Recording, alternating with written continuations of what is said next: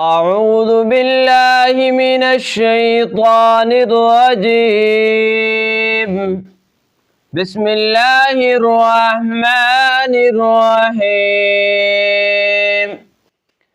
أفحسبتم أنما خلقناكم عبثا وأنكم إلينا لا ترجعون.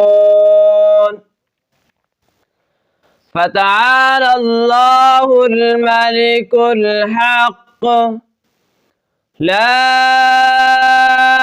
إله إلا هو رب العرش الكريم. ومن يدع مع الله إلها آخر لا برهان له به فإنما حسابه عند ربه إنه لا يفلح الكافرون.